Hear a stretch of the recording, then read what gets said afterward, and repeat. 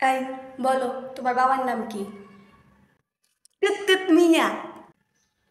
কারো নামের আগে মিস্টার বলতে হয়, ঠিক আছে? এবার বলো সকালে কি দিয়ে খাই আসছো? মিত্তাল বিতকুত মিত্তাল তা। এই এখানে তোমার বলছি না কারো নামের আগে মিস্টার বলতে, তুমি চা বিস্কুটের আগে মিস্টার বলছো কেন?